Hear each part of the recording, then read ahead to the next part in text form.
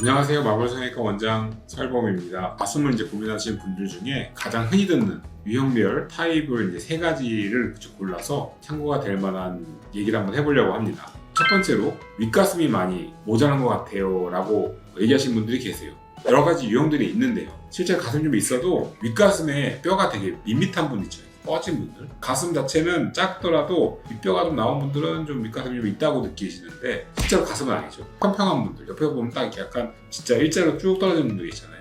그런 분들이 가슴이 조금만 제 위치에 있으면 윗가슴 좀 채웠으면 좋겠어요 라고 얘기를 많이 하십니다. 두 가지 경우로 나눠서 좀 생각해 볼 수가 있는데, 아랫가슴에 볼륨은 있는데 실제로 윗가슴은 없는 경우, 그래서 그런 분들 중에 윗가슴만 자연스럽게 채우고 싶어요 라고 했을 때는 보형물에 타입이라는 게 있죠. 낮은 타입, 중간 타입, 높은 타입.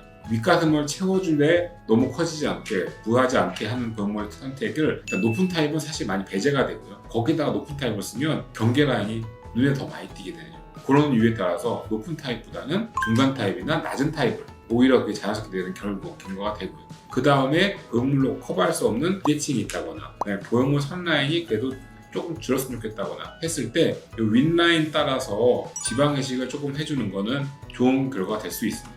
그다음에 두 번째 타입은 벌어져 보인다는 거죠. 무조건 벌어져 보이면 새가슴이라고 생각하시는 분들이 계세요. 근데 잘 생각해 보시면 새가슴이라는 얘기는 갈비뼈의 모양이 새처럼 생겼다는 얘기거든요. 평평한 게 아니고 가운데가 불룩하게 튀어나온 거예요. 이렇게 내밀어진 거죠. 딴 사람보다 더 멀게 느껴지는 이유는 이렇게 보시면 뼈가 평평하면 양쪽 갈비뼈가 이렇게 만날 거예요. 근데 새가슴이면 이렇게 만나겠죠. 보시면 손가락 보면 당연히 경사가 생기죠. 이렇게 보면 양쪽 가슴이 앞을 보게 돼 있어서 정상폭이 느껴지는데, 이렇게 되면 유두가 어쩔 수 없이 약간 벌어져 보이게 되죠. 그러니까 상대적으로 더 멀게 느껴지고 앞쪽이 더 나와서 부각이 됐으니까 같은 폭이어도 되게 멀어져 보여요.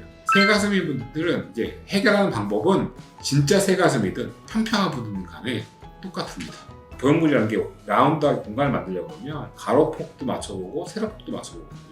새가슴 같은 경우는 일단 1번은 다 떠나서 가로폭이 중요합니다. 원칙이 있어요. 큰 거 써야 돼요. 왜냐하면 멀잖아요. 근데 결국에는 보형물이 점점 커져가지고 안쪽에서 최대한 가깝게 모여줘야 새가슴 보존 효과를 보죠. 볼라인이 좀 느껴질 수가 있고. 근데 작아서 가운데 일정한 수준까지 못 오면 그냥 평평해요. 평평한 분들보다는 체감이 이렇게 보면 나온 게 좀 적어요. 그러니까 작게 느끼거든요. 그래서 새가슴인 경우는 가능한 한 큰 걸 쓴다. 근데 맞추는 기준이 가로폭이다. 큰 거를 우선적으로 생각을 하고, 나머지 정확한 사이즈는 다른 조건에 맞춰가지고 조절을 해준다.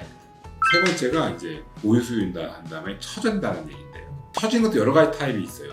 일단은 볼륨이 좀 있어야 되고, 그냥 내가 가슴이 처졌다고 표현한다고 해서 다 하수란 얘기는 아니에요. 벽에다가 풍선을 빵빵하게 닫았는데 이게 바람이 빠지면 내려앉잖아요. 내려앉는 기준이 하수라고 하려고 하면 밑선보다 유두가 더 밑으로 내려가야 돼요. 물론 유선주의형 큰 분들은 이렇게 내려오게 돼 있는데, 안 큰 분들은 대부분 이렇게 내려앉게 되겠죠. 그래서 실제로 정확한 표현이라면 약간 쭈그러졌다. 그게 제일 맞는 표현이고요. 쭈그러든 하는 경우는 사실 어떻게 보면 유두 위치는 좀 밑에 있는 것 같지만 윗선의 위치보다 안 내려온 분들은 사실 결과가 제일 좋죠. 가슴 확대를 했을 때 확대만으로 업되는 유방 하수 교정 효과가 있다고 하는 경우가 이런 경우입니다. 그 다음에 보형물이 이렇게 보시면 각도가 있잖아요. 이게 정확하게 맞아떨어지면 이를 업을 시켜주고 피부를 펴주면서 내려앉았던 게 올라오니까 유두가 위로 올라간 느낌이 나고, 윗가슴이 채워져서 라인이 보이니까 확대하면서 자연스럽게 하수 교정 효과를 보는 거죠. 이게 가장 좋은 케이스고요.